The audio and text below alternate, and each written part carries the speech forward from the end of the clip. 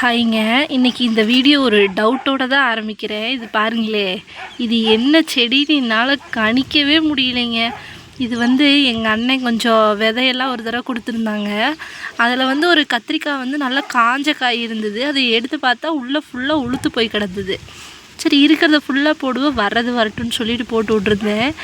இது முளைச்சிருந்தது இந்த ஒரே ஒரு செடி. இது அது கத்திரி செடி தானா இல்லை வேறு ஏதாவதான்னு தெரியல. சரி, எதுக்கு இருக்கட்டும்னு சொல்லி போட்டு இதை அந்த இடத்துல கொண்டு வந்து நட்டு வச்சுருக்கேன். நல்லா சூப்பராக தளைஞ்சு வந்துட்டுருக்குது. இது நீ காய் வச்சதுன்னா தான் தெரியும் இது உண்மையாகவே கத்திரி செடி தானா, இதை வளர்க்குறது பிரயோஜனமானு. அடுத்து பார்த்திங்கன்னா கொத்தவரங்காய் நம்ம முதல்ல ஒரு 4 செடி வச்சுருந்தோமா, அதில் நிறைய காய் காய்ச்சிட்டே இருந்ததுங்க. சரி, கொத்தவரை விதை தானே கிடைக்காமையே இருக்க போகுதுன்னு சொல்லி போட்டு விட்டுட்டேன். கடைசியில் பார்த்திங்கன்னா நிறைய விதை முளைக்கல, 2 செடி மட்டும்தான் முளைச்சிருந்தது. பாருங்கள், காய் சூப்பராக காய்ச்சிட்ருக்குது. இது நல்ல பட்டையாக காய்க்குதுங்க. இங்கே பாருங்களே, இதெல்லாம் இன்னும் பிஞ்சுதான் சூப்பராக இருக்குது. அங்கே பாருங்க, அப்படியே காய் வர ஆரம்பிச்சிருக்குது. ஃபஸ்ட்டு காயை நம்ம விதைக்கி விடக்கூடாது. கொஞ்சம் இது வரைக்கும் நம்ம எடுத்ததுக்கப்புறம் வேணால் அதில் ஒரு 2-3 காய் விதைக்கி விட்டு இந்த தடவையில் கொஞ்சம் நிறையவே விதைக்கி விட்டு எடுத்து வச்சுக்கலான்ட்டு இருக்கிறேன். இந்த இலைங்கினை எப்படி முரளை வாஞ்சிருக்குது பார்த்திங்களா?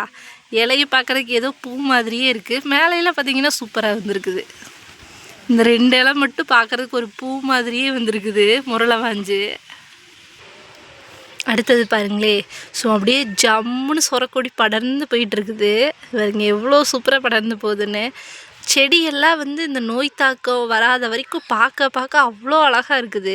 இந்த எறும்பெல்லாம் ஊற ஆரம்பிச்சிருச்சுன்னா ஆரம்பத்துலேயே அதுக்கு பொடி போட்டு சரி பண்ணிட்டோம்னா செடி சூப்பராக வருங்க. பாருங்கள் எவ்வளோ சூப்பராக படர்ந்து போகுதுன்னு. கூடவே பார்த்திங்கன்னா தெரியும் முலாம்பழக்கொடி. இந்த முலாம்பழக்கொடி நல்லா அப்படியே வருங்க. இதில் ஐயோ எறும்பு ஊறுதுங்க பாருங்களே.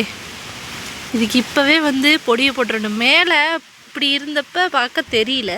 இப்போ இந்த சைடு கொடி இந்த முள்ளங்கி செடி அமுக்குதுன்னு சொல்லி போட்டு விட்டுருந்தனுங்களா, அடியில் பார்த்தா தான் தெரியுது எறும்பு ஊறிட்டுருக்குது. இப்போ தான் அப்படியே பூ வைக்க ஆரம்பிச்சிருக்குது. இது பார்ப்போம் எப்படி பழம் வருதுன்னு.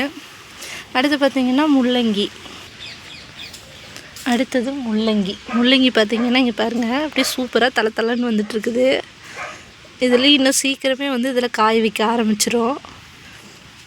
இங்கே ஒரு 2 மிளகாய் நாற்று வச்சுருந்தேன் பாருங்களேன். இது செடி போட்டு அமுக்க அப்படியே சாஞ்சு வந்துட்டுருக்குது பாருங்க. ஆனால் நல்லா தலை வந்திருக்கு. சிறுகீரை பாருங்கள், இப்போ தான் ஒடிச்சேங்க. போன தடவை ஃபுல்லாக வேரோடு அப்படியே எடுத்தாச்சா, அந்த இடையில சின்னதாக இருந்த செடி ஃபுல்லாக இப்போ நல்லா வளர்ந்துருச்சு. அதனால் அதுவும் இந்த குப்பைத்தலை பாருங்களே, குப்பைக்கீரை, அங்கே கொஞ்சம் குப்பைக்கீரை இருந்தது, அதையும் கொஞ்சம் எடுத்துக்கிட்டேன். இந்த தடவை சிறுகீரையை நல்லா ஒடிச்சு எடுத்துக்கிட்டேங்க. சூப்பராக வரும். குப்பைக்கீரை பாருங்கள் எவ்வளோ சூப்பராக தளைஞ்சிருக்குதுன்னு. இன்றைக்கி குப்பைக்கீரை, தொய்யக்கீரை, அப்புறம் சிறுகீரை எல்லாத்தையும் ஒன்றா போட்டு பொரியல் ஃபுல்லாகவே நம்ம எடுத்துடலாம். அது மட்டும் இல்லாமல் பக்கத்தாடியே ஒரு குப்பைக்கீரை செடி விதைக்கி விட்ருக்கேங்க. நல்லா விதை முத்துச்சு அப்படின்னா கொஞ்சம் தனியாகவே கொஞ்சம் நிறையவே போட்டு விடலான்ட்டு இருக்கேன். இந்த தடவை தொய்யக்கீரை பாருங்கள் சூப்பராக இருக்குது, அதே எடுத்துடலாம்.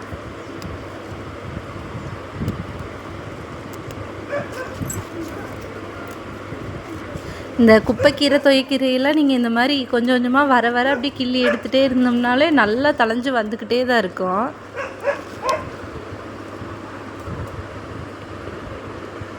பாருங்களே, இதை தான் விதைக்கி விட்ருக்கேன். இதை நம்ம அப்படியே விதை விட்டுட்டோம்னா அப்புறம் நிறைய போட்டு விட்டுக்கலாம். லேசாக பூ வந்திருக்கு, அது ஒன்றும் பண்ணாது. அப்படியே இதெல்லாமே எடுத்துடலாம். தண்ணி நம்ம நல்லா விடுறதுனால சரி, இந்த இலையே பார்த்திங்கனாலே தெரியும் நல்லா எவ்வளோ பெருசாக இருக்குன்னு.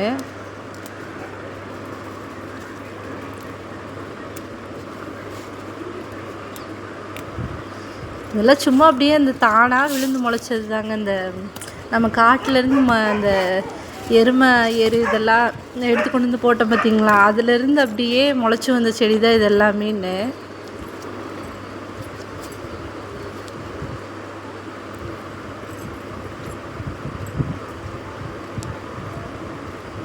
இதெல்லாம் இன்னும் கொஞ்சம் குட்டியாக இருக்குது.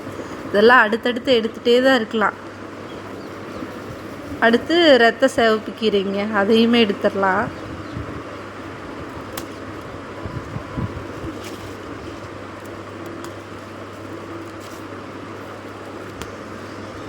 இந்த கீரை பார்த்திங்கன்னா தண்டங்கீரை டேஸ்ட்டு அப்படியே இருக்கும். ஆனால் என்ன இந்த கலர் தான் வித்தியாசம். கலர் பார்க்குறப்ப ரொம்ப அழகாக இருக்கும், பார்த்துட்டே இருக்கலான்னு.